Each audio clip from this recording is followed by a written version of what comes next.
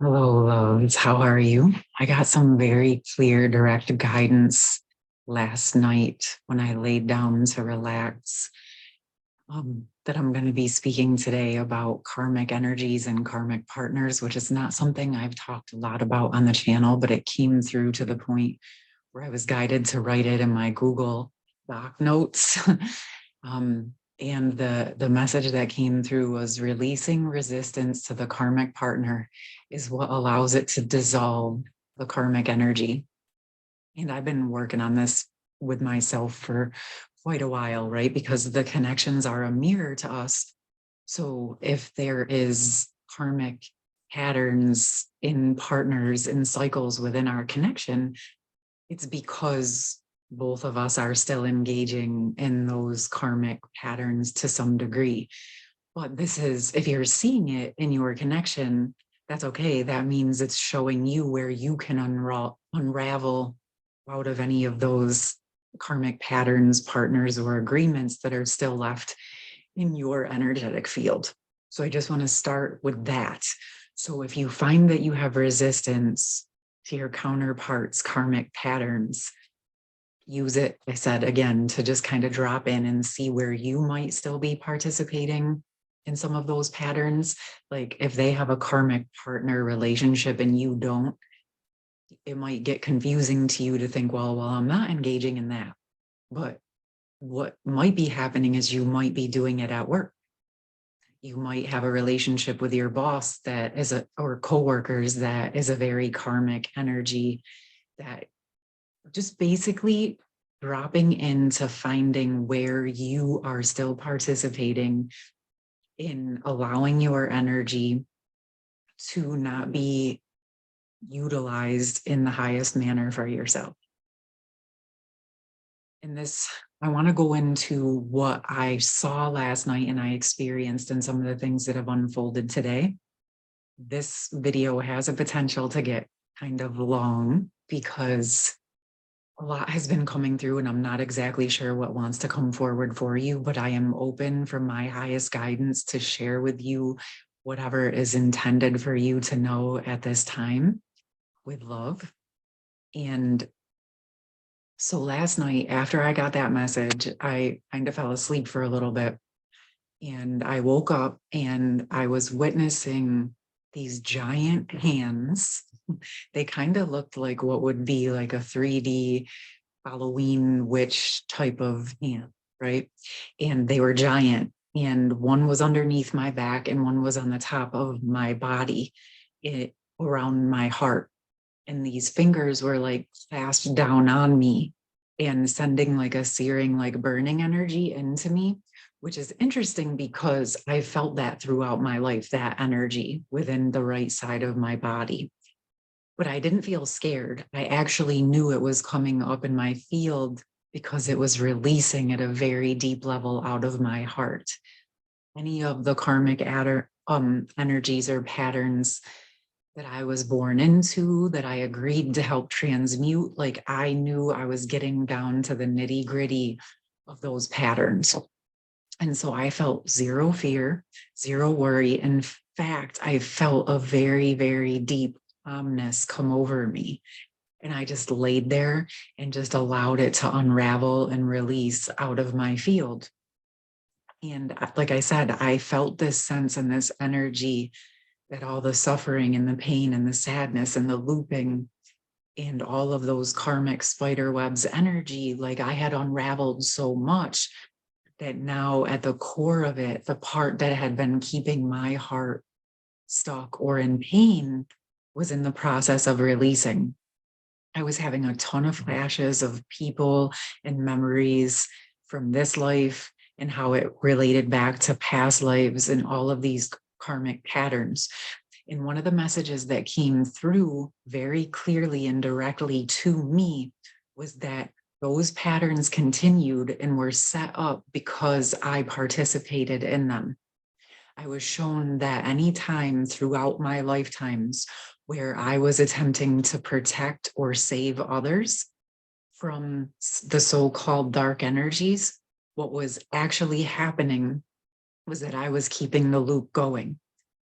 and I'm not saying that this was a bad thing. It was part of the exploration that we agreed to go into within our dualistic energies. We chose to explore these. I'm sure there was lifetimes I was on the dark side. I would not be remotely surprised. We all played different roles. But in particular, in this one, I've come to clean up whatever patterns I have all the way back to the beginning. I can remember back at least far to my Lemurian life, where I began engaging in the rescuing energy, specifically in my counterpart connection. And it was related to actually karmic feminine energies. And like I said, it goes all the way back to that. And I, as a feminine, I could see things and feel things intuitively. And I was attempting to get him to see the truth. But what happened was, the more I did that, instead of just letting him go have his experience, I was actually keeping the loop going. This is interesting because I've experienced this in this life with many of my relationships in codependency, like just trying to help people in my family who weren't ready to be helped at the time, or at work, all sorts of different scenarios. You name it, I was the fixer. I wanted to rescue and help and get people to see the truth in whatever way I thought, but I do not do that anymore. I share my truth as I see it, and I trust whoever resonates or who is meant to find it will, and you take what vibes or not. I'm not here to rescue anyone. I'm simply here to share, and then you decide what to do with that. You see, it's a completely different energy.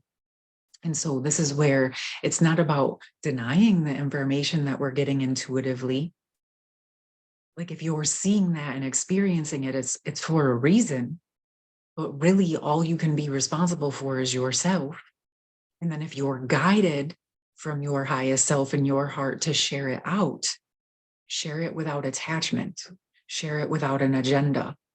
And this was confirmed so much deeper for me, because when I got on my Facebook this morning, there was posts from other sisters talking about like the succubus energy, or some of these energies that get in between these connections, or these karmic energies. However, to me, it's the same. It's participating in any way where we're not actually loving ourselves and we're giving our power over to anything other than ourselves. Any distractions, sex, drugs, food, other people, our work, any places and spaces where we are giving our energy over to something or someone else, and it's being used in a way that is not necessarily in alignment with our soul's path. I'm just going to leave that part right there. I did share the post on my Facebook and my Instagram if you want to read more about that. If you have questions about it, it's something we could explore more. I'm not going to go super deep into that part unless it comes up naturally through the messages that I want to bring through. Because like I said, this can go in a lot of directions. And this is why I want to actually bring in the cards to see what's going to be the most beneficial for you, without, like I said, I like to share on here without my own personal agenda. I like it to be as pure as possible. And I am human. So I like to just allow that part of me to kind of take a step back, even though I share in a very human physical way, because we are human beings on this planet and we have to navigate logically and intuitively, but I still just like to make sure that piece of any of the stuff I'm processing is not interfering with the messages that come forward to you. So with that, I was guided to pull out the Starseed Oracle and just see what comes through. Water your garden, nourishment, body care, tenderness, rest. And how this to me relates to the karmic patterns or partners, it takes it back to you redirecting any of that energy you would normally put into those situations back into yourself. Filling your own cup, shoring up your own energetic field, physically taking care of yourself, emotionally taking care of yourself, and spiritually taking care of yourself. This means if you are feeling fears, if you are afraid to be yourself, to speak your truth, to comfortably show who you are in the physical world, because you feel that you need to protect yourself on those levels, then I'm going to suggest to you that you look into where or why you're giving that part of your power away.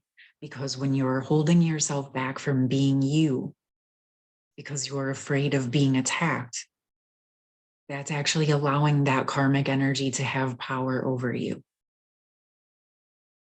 And I'm not saying that your fears are not real, but I'm also going to say that you have the ability to unravel out of those agreements.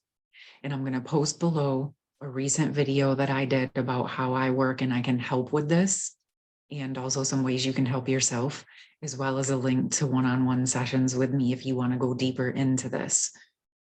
But with that said, the most powerful thing that you can do is focus on yourself. Find where you have any of those fears, where you're not fully embodying who you are, where you're hiding, where you're running, where you're holding back your truth and your love because you're scared of what the karmic partner pattern or cycle might do to you. That's actually giving them your power. Now, I'm not saying to not protect yourself, but this is where you can disengage and unravel from those energies. Again, this feels very important to the point that they're having me repeat it. I'm not judging you for feeling those fears or feeling like you want to hide. I'm going to keep it real with you. I was there. I do understand it, but I knew it was there to show me where I was scared to be myself and how important it was that I worked through it so that I could drop into being myself and who I came here to be. And so at the same time, those mirrors are still there, designed to show you where to move into being you, not to run and hide, not to shy away from who you are, but to work through those fears, because some of them are ancient, and I understand that. But I'm sharing this message because this is why you're here right now, to unravel from those old ancient loops and cycles of fear, of keeping yourself stuck in that loop of trying to protect instead of just allowing the process to take its root. You are protected as you step into your power and allow yourself to become the man or woman that you've always been meant to be, regardless of what people think or judge or perceive or say or expect from you. But taking this opportunity to truly, truly drop into who you are. But when you hide from that, what that does is it allows those karmic energies and patterns of place to set up in the system, in your system, in your counterpart system, and in your connection. And I'm not blaming you. These were here for a really long time. And like I said, we agreed to them at one point so we could go through this process and learn. But now this is coming through because it's time that you don't have to play in those energies anymore. You don't have to play it small. You don't have to agree to hiding or protecting. It's about allowing yourself to be sovereign within yourself in who you are as a man or a woman, and then allowing your partner, your counterpart, to have their experience so that they can get strong and be fully strong within who they are and to be empowered. But as long as you're there holding that up for them energetically, they're not going to have to do it. And I'm saying this about my counterpart connection, but to be honest with you, this goes back all the way to when I was a little kid. My mom had me doing all the chores in the house. My brother didn't have to do them. She had those all on me. So he never had to worry about those things. So it was something like once I would actually ask for his help, he wouldn't even know that it needed to be done because no one ever taught him. No one ever, I was there to carry all of that. My mom put that on me. And as a result, he didn't even know that there was things that needed to be done. And then I'm sharing this because as we got older, that pattern actually remained. I kept doing it. And I realized it wasn't even his fault. He couldn't see the part of his responsibility because I had always carried it for him. But once I stopped and I let it go and I stopped carrying it or doing it for him, he started to be able to see what he needed to do. So this pattern I know well, not just in my counterpart connection, but in the codependence I was brought up in. I've learned a lot about this type of energy. And anytime you are carrying something for another person and then you wonder why they can't see it, well, why would they? They have not been put in a position to see it or have the experience because you've been carrying it for them. Let it go. Let it go. Let them have their experiences. Let them learn.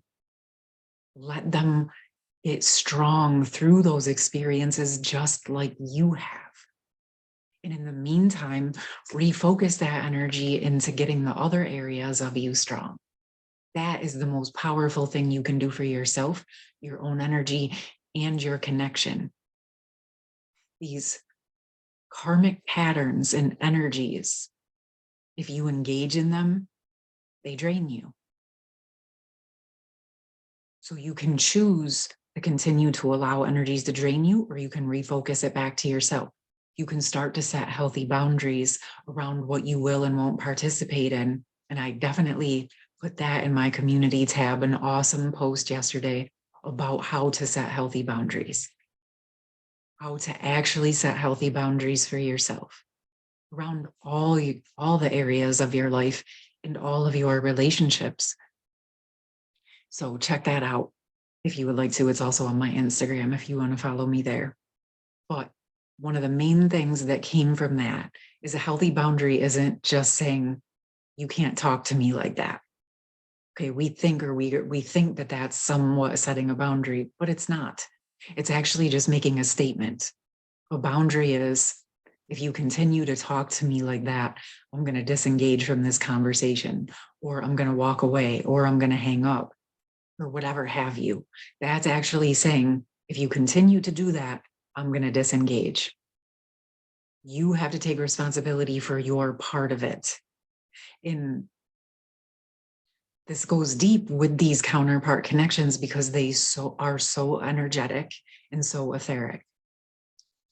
But it's also a gift because it helps you learn how to set these boundaries, not just in the physical world, but in the energetic world, which allows you to be responsible for your entire being as a human being, as a soul, as a higher being, as a heart being, as you learn how to work with these energies and set energetic boundaries, even through those telepathic conversations, through those heart conversations, through the energy within your chakra system and your energetic system. You communicate with the world around you how to treat you by the way that you treat yourself.